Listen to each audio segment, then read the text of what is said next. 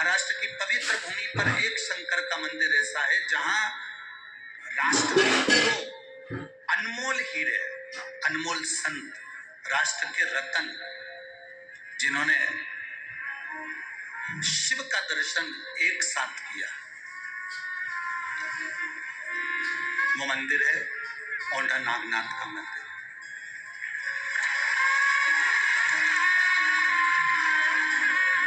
औंधा नागनाथ के मंदिर में जब नामदेव जी महाराज भजन करने के लिए अंदर गए और वहां के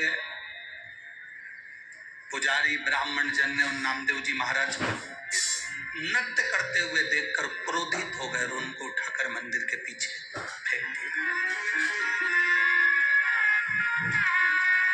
गुरु नानक देव वहां से आ रहे थे और गुरु नानक देव जी अपनी मस्ती में मस्त, संत होता ही है, भगवान की भक्ति में इतना मस्त रहता है कि उसको दूसरे से कोई मतलब ही नहीं रहता। गुरु नानक देव जी आ रहे थे, गुरु नानक देव जी स्तुप्त होकर खड़े हो गए उस औंधा नागनाथ के मंदिर के दरवाजे पर।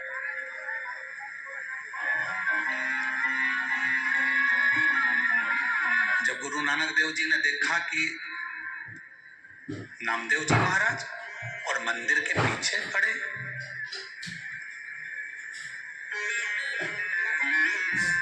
नामदेव जी महाराज का बहुत सारा समय पंजाब की धरा पर निकला था।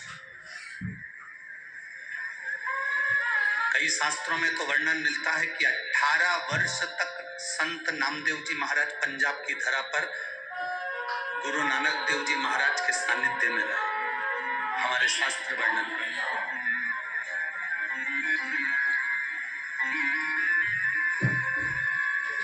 गुरु नानक देव जी ने संत नामदेव जी को देखा कि ये मंदिर के पीछे पड़े हैं। गुरु नानक देव जी ने आवाज लगाई, नामदेव, नामदेव। नामदेव जी उठकर खड़े होकर प्रणाम कर कर बोले, गुरुवरा, स्वामी आप। गुरु नानक देव जी ने पूछा, नामदेव तुम्हें तो मंदिर के अंदर होना चाहिए था, तो तुम मंदिर के बाहर क्या कर रहे हो?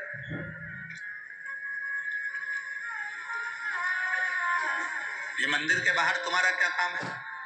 नामदेव जी ने कहा कि मैं भगवान की भक्ति कर रहा था, भजन कर रहा था, कीर्तन कर रहा था, मंत्र जाप कर रहा था, स्मरण कर रहा था और मेरे सुध नहीं रही तो मैं नृत्य करने लगा, मुझे मंदिर के बाहर फेंक दिया गया। गुरु नानक देव जी ने कहा, नामदेव एक बार मैंने तुझे कहा था, दुनिया में ऐसी कोई जगह नहीं जहां पर ईश्वर नहीं, परमात्मा नहीं। हर एक में रब समाया, हर एक में रब का वासा है। नामदेव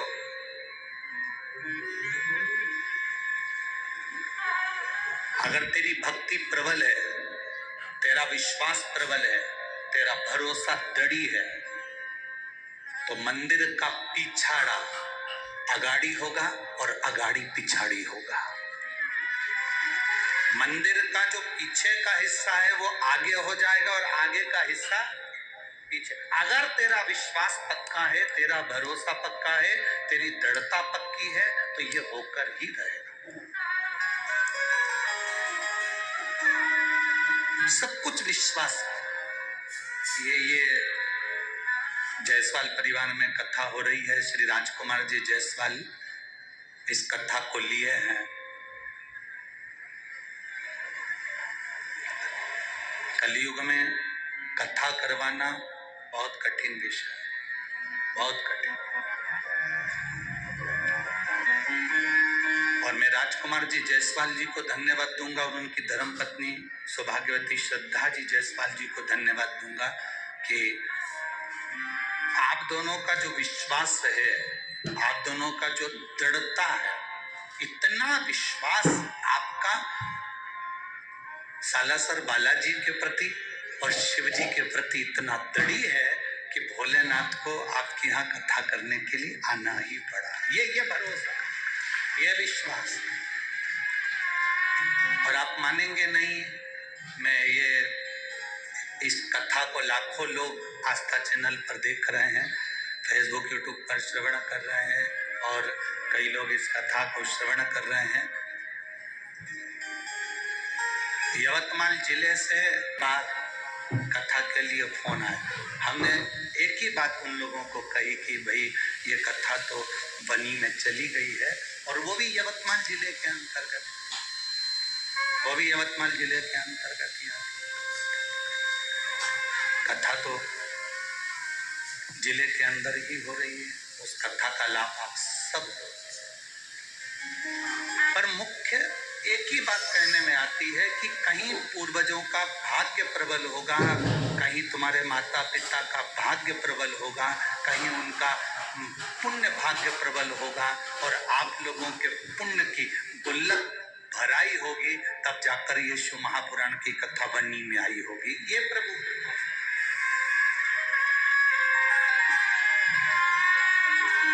और लाखों की संख्या में पधारे आप सभी भक्तों को भी एक ही बात कहूंगा कि आपके घर में भी ढेरों लोग रहते हैं, ढेरों घर के अंदर लोग निवास करते हैं, पर यदि आप परमात्मा की कथा तक पहुंचे हो, भगवान के भजन तक पहुंचे हो, भगवान की विरल भक्ति तक पहुंचे हो, तो ये मानकर चलना कि कहीं प्रभु की कृपा हुई होगी, उसकी उदारता हुई होगी, उसकी करुणा हुई होगी, उसकी दया हुई होगी, तो आप इस कथा तक पहुंचे। बहुत कठिन है, बहुत कठिन। दुनिया को अपना बनाया जा सकता है, पर अपनों को अपना नहीं बनाया जा सकता। बहुत कठिन है महाराज।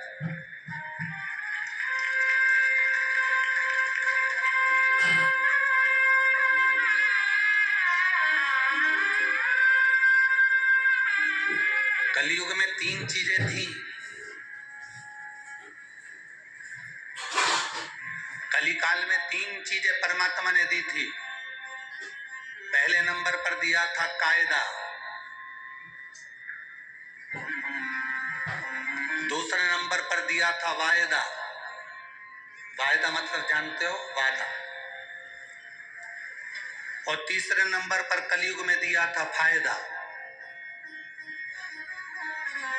परमात्मा ने 3 चीजें मनुष्य को दी थी कलिकाल में। पहले नंबर पर कायदा, दूसरे नंबर पर वायदा, तीसरे नंबर पर फायदा। अब 2 चीजें कलयुग से चली गई। पहले नंबर का कायदा, ना बड़ों का, ना छोटे का, ना नीचों का, ना ऊंचे का, ना किसी का, ना किसी का, कोई बड़ा कोई छोटा, कोई कैसा कोई कैसा, किसी का कोई कायदा नहीं करता। दूसरे नंबर पर वादा।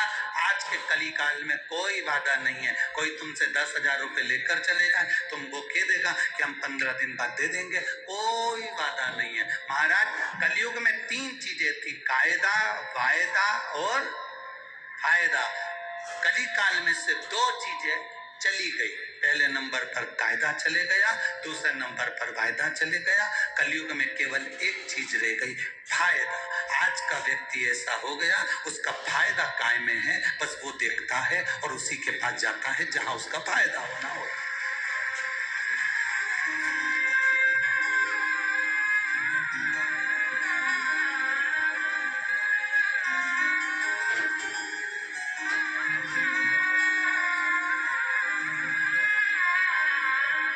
थोड़ा सा कायदा करिए, थोड़ा सा सम्मान करना सीखिए, थोड़ा सा कायदा करना सीखिए, थोड़ा सा आदर करना सीखिए, थोड़ा सत्कार करना सीखिए, थोड़ा सम्मान करना सीखिए। जो वादा किया है उसको निभाने का एक प्रयास करिए। जो वादा आपने किया उसको निभाने का प्रयास करिए।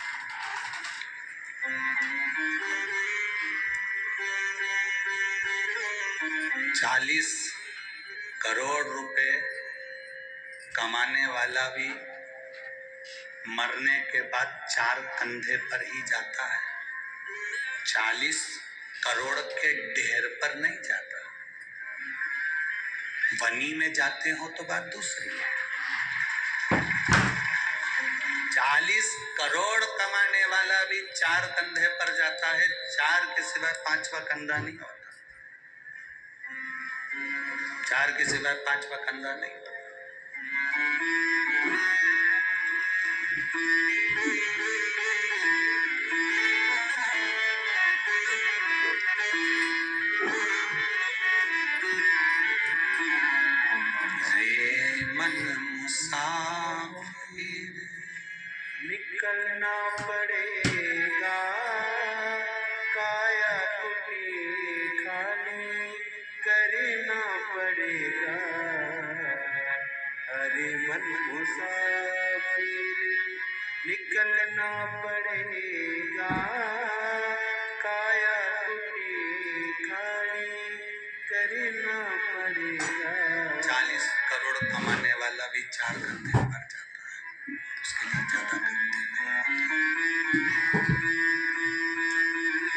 आशीष इधर आओ, दोनों आशीष आ जाओ, इसको बंद करके आना।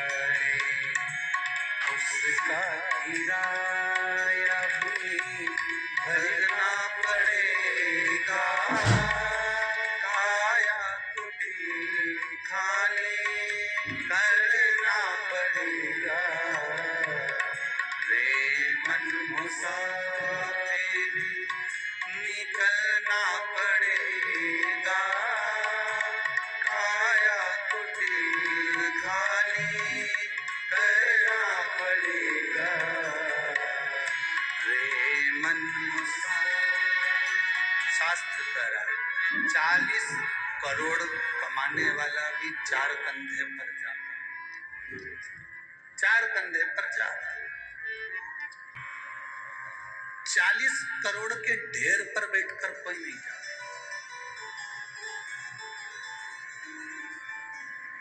धन जोड़ा आपने, पैसा जोड़ा आपने, व्यापार किया आपने, पर इतना जरूर याद रखना, सब कुछ जोड़ना, उसके साथ में आप अपना व्यवहार जरूर जोड़ना, जो अंत समय तक जाने वाला है। आपका व्यवहार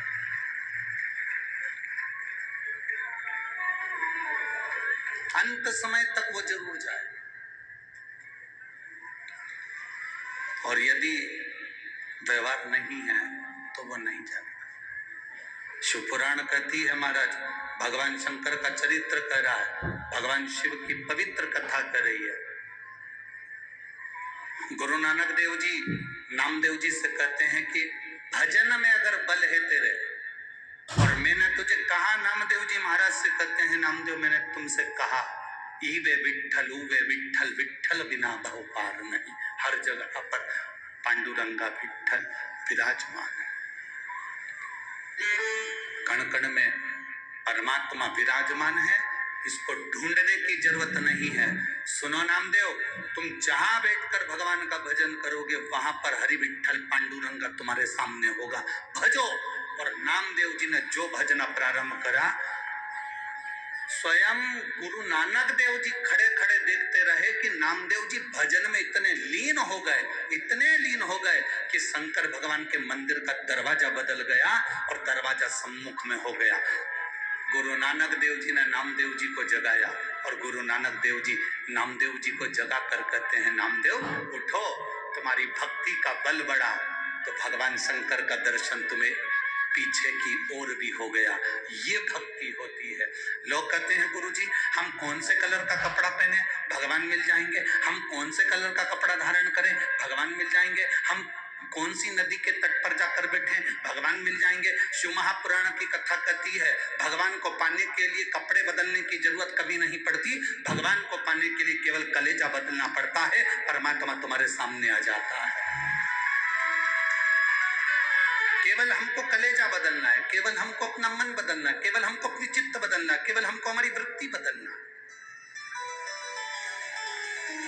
विचार और जल ये दोनों गंदे नहीं होना चाहिए। विचार और जल अगर गंदे हैं, जल गंदा है तो आपको स्वस्थ नहीं होने देगा, आप बीमार की बीमार रहेंगे।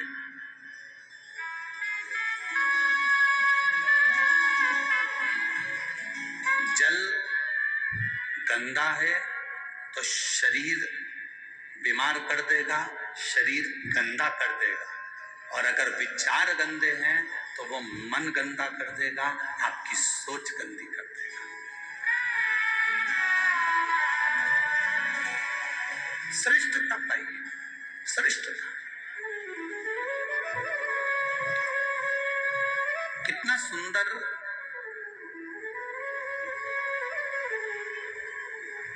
संवाद शिव महापुराण के अंतर्गत आता है।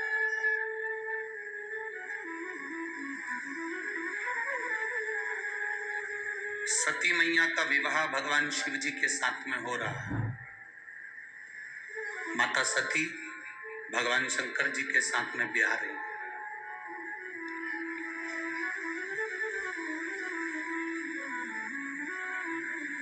सती मैया का विवाह भगवान शिव के साथ में हो रहा है।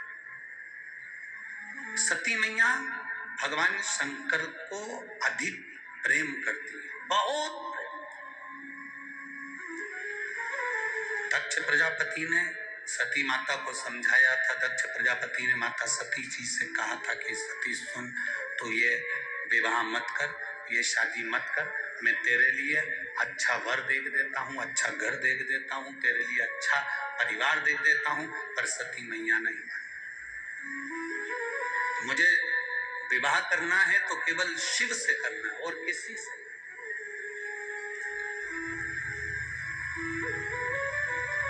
उसके सिवाय मुझे विवाह ही नहीं करना। मैं अगर विवाह करूंगी तो भगवान शंकर से करूंगी, शंकर के सिवा मैं किसी से नहीं। एक भरोसा, एक विश्वास, एक दृढ़ता सती ने बना ली। माता सती ने एक दृढ़ता बना ली, एक विश्वास बना लिया, एक भरोसा बना लिया।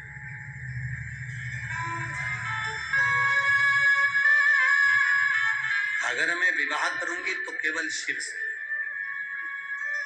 अब शंकर भगवान कहाँ रहते हैं? कैलाश पर।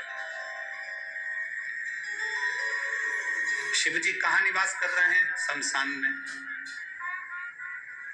शिव जी कहाँ रह रहे हैं? पर्वत के ऊपर। सती मैया कहाँ रह रही है? राजा दक्ष प्रजापति के घर में, जहां करोड़ों की संपदा है, वैभव है, धन है, संपदा है, सत्ता है, सब कुछ है। दक्ष प्रजापति की यहाँ कोई कमी नहीं।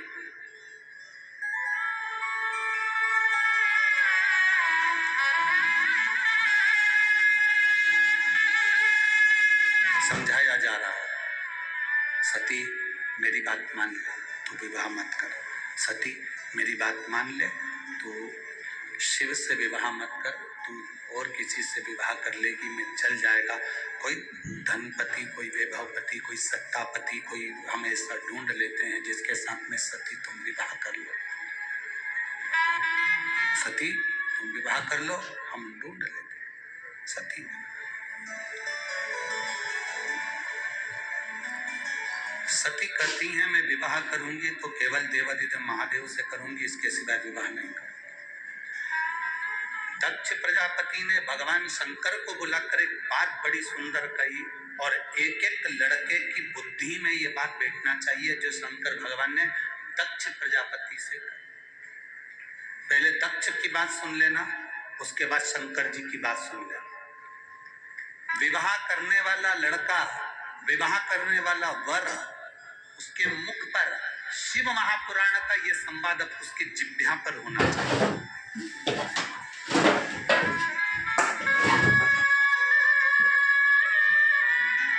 दक्ष प्रजापति ने कहा, सुनो शिव, मेरी बेटी सती का विवाह तुम्हारे साथ में हो रहा है। मेरी बेटी सती का विवाह मैं तुम्हारे साथ में कर रहा हूं, और मेरी बेटी सती का विवाह मैं तुम्हारे साथ में कर रहा हूं, जिसने अपने परिवार में राजसी ठाट देखा, वैभव देखा, सत्ता देखी, धन देखा, संपदा देखी। अब मेरी बेटी तुम्हारे साथ में विवाह करना चाहती है। तुम कैलाश पर रहते हो, शमशान में रहते हो, तुम्हारे पास में ऐसा धन, वैभव, संपदा कुछ भी नहीं है।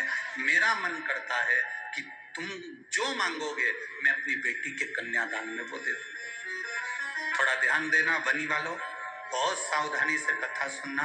और जितने लोग आस्था चैनल पर कथा सुन रहे हैं, फेसबुक यूट्यूब पर कथा सुन रहे हैं, बड़े ध्यान से सुन। शिव, हे भोलेनाथ शंभु, कन्यादान में तुम जो मांगोगे मैं तुम्हें वो दे दूंगा।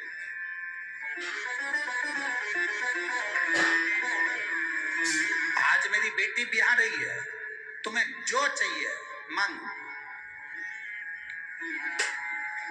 भोलेनाथ जी ने कहा दक्ष प्रजापति को देखकर।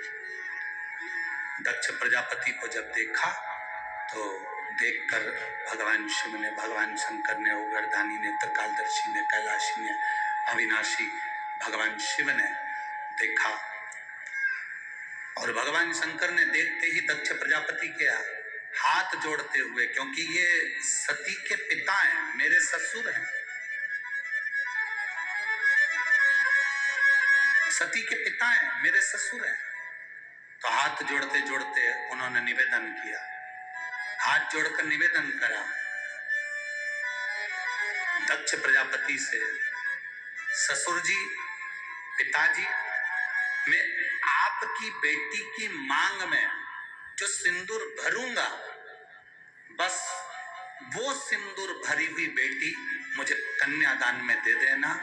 और वही इतना वर जरूर देना कि सिंदूर जो उसकी मांग में भरा गया है, वो सिंदूर मांग में भरी हुई बेटी आज डोली में बैठ रही है।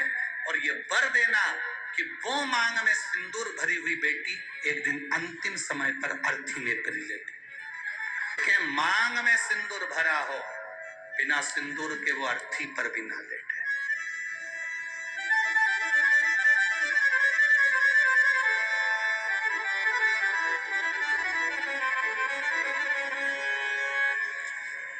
शक्तिपीठ गए हैं? किसी शक्तिपीठ के दर्शन करें आप लोगों ने? हाथ तो उठाओ जरा। 52-51 जितनी शक्तिपीठों का स्मरण हमारे शास्त्रों में आता है, उन शक्तिपीठों में जाइएगा। उन शक्तिपीठों में माता पार्वती का स्थान नहीं है, उन शक्तिपीठों में माता सती का स्थान है। क्योंकि माता सती के प्राण छूट गए थे, शिवजी ने उनको कंधे पर धारण कर लिया था। भगवान विष्णु ने सुदर्शन चक्र भेजकर माता सती के शरीर के टुकड़े टुकड़े कर दिए थे। जितने टुकड़े होकर पृथ्वी पर गिरे वो सब शक्तिपीठ के रूप में निर्मित हो गए। और वहां आज भी माता सती के जहां अंग गिरे हैं, उन शक्तिपीठ पर आज भी तुम चुनरी चढ़ाओ ना चढ़ाओ, चूड़ी चढ़ाओ ना चढ़ाओ, उन शक्तिपीठ पर तुम हलवा पूड़ी चढ़ाओ ना चढ़ाओ, पर उन शक्तिपीठ का प्रमाण होता है कि उन पर आज भी सिंदूर और कुंकू जरूर चढ़ता है। उन शक्तिपीठ का निर्माण का सुख ही है।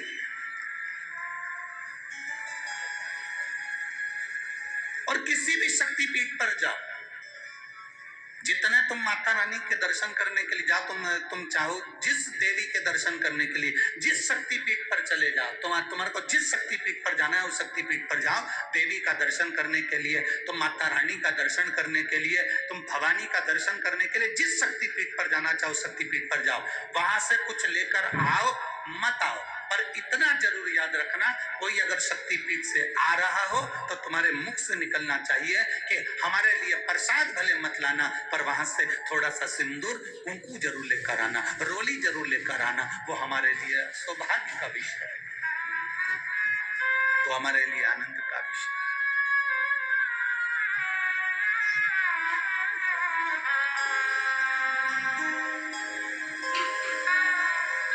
महाराज शिव, मेरी बेटी सती तुम्हारे साथ में ब्याह रही है। शिव, मेरी बेटी सती का विवाह तुम्हारे साथ में हो रहा है। मेरी बेटी सती तुम्हारे साथ में ब्याह रही है। मेरी बेटी सती का विवाह तुम्हारे साथ में हो रहा है।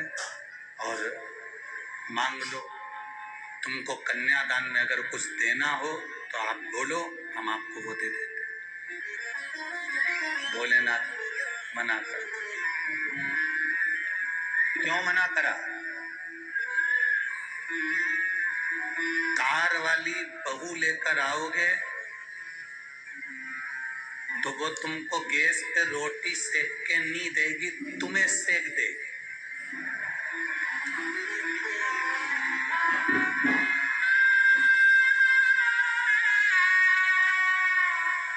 और संस्कार वाली बहू लेकर आओगे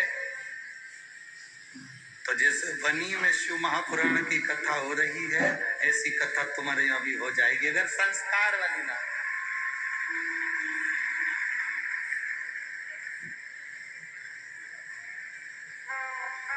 आज के जमाने में शादी नहीं होती, समझौता होता है। आज के जमाने में विवाह नहीं है, आज के जमाने में खरीदारी है। रिश्ता जहां होता है वहां पहले बात हो जाती है, 10 लाख का, 15 लाख का, 20 लाख का। और माँ बाप भी धन्य हैं जो खरीद भी लेते हैं, क्योंकि इनकी आदत में बेटी छोटी थी तो उसके लिए 10 रुपए की उनने टॉफी खरीदी। बेटी बड़ी हो गई, 10,000 की साइकिल खरीदी। बेटी और बड़ी हो गई तो 2-5 लाख की गाड़ी खरीद ली, 2-5 लाख रुपए की गाड़ी। बेटी और बड़ी हो गई तो उन्होंने सोचा अब क्या खरीदें, तो उन्होंने कहा लड़की की शादी करना है तो दूल्हा खरीद लो।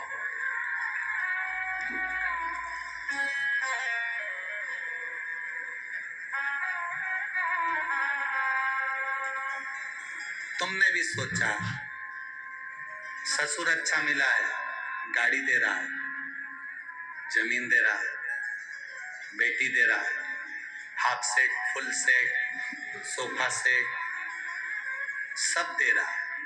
पर तुम ये अंदाजा नहीं लगा के बैठे कि उसकी बेटी जब तेरे यहाँ आएगी तो सोफा सेट तो रहेगा, हाफ सेट तो रहेगा, फुल सेट तो रहेगा, पर तू अब सेट रहेगा।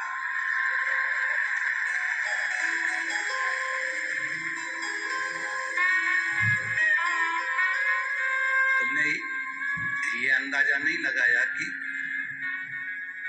तेरा क्या होगा कालिया। तुमने तो धन देख लिया, संपदा देख ली, सत्ता देख ली ना।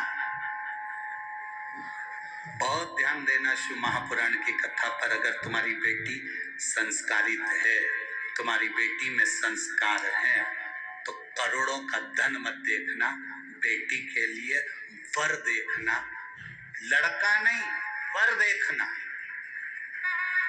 अगर तुम्हारी बेटी संस्कारवान है तो ये निश्चित है तुम्हारे पास में धन नहीं भी होगा ना तो वो घर को करोड़पति तो एक दिन बना ही देगी। अगर उसका दिल हृदय बड़ा है तो वो घर में संपदा लेकर आए।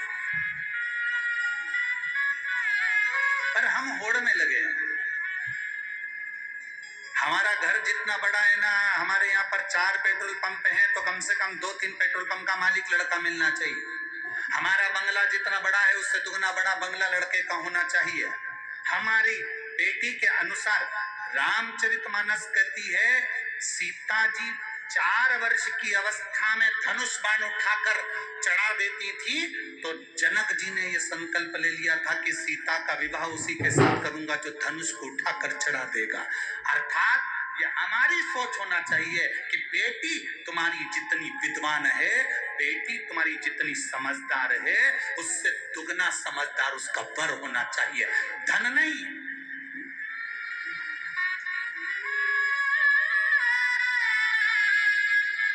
हम धन दुगना देखते हैं, हम संपदा दुगनी देखते हैं, हम पैसा दुगना देखते हैं, पर लड़का विवेक से दुगना नहीं देखते, बुद्धि से दुगना नहीं देखते कि हमारी बेटी के अनुकूल हो।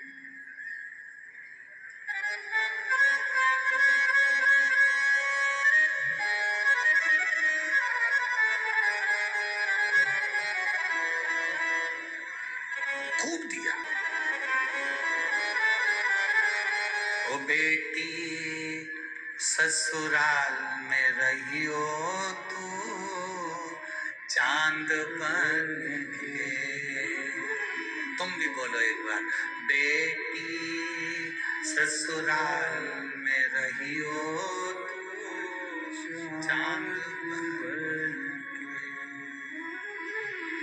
हीरा और पन्ना की दुकान बन के। हीरा और पन्ना की दुकान बन के।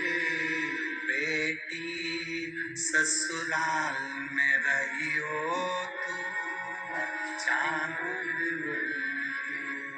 हमारे यहाँ बेटी की जब विदाई होती थी तो माताएं घर से कहकर भेजती थी, क्या लाइन बोलती थी? ओ बेटी ससुराल में रहियो तू। बोलो रे बनी वालो, चांद। कौन सी दुकान? जम के बोलो जरा। हीरा और पन्ना की दुकान बन के। हीरा और पन्ना की दुकान बन के। इस लाइन में पान की दुकान नहीं बोली, क्योंकि पान की दुकान चारों तरफ से खुली होती है और सुनार की दुकान, हीरे पन्ने की दुकान चारों तरफ से बंद होती है। इसलिए बेटी हीरा और पन्ना की दुकान बन के। बेटी ससुराल में रहियो तू चांद बन के। पान की दुकान की तरह नहीं।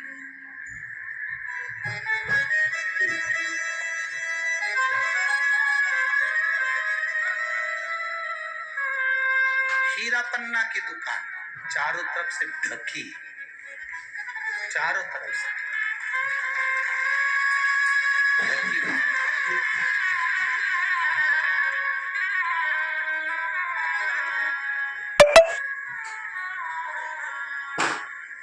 एक लाइन और बड़ी सुंदर है इस गीत में। सास ससुर जो पहले जागे तू पहले जग जइयो।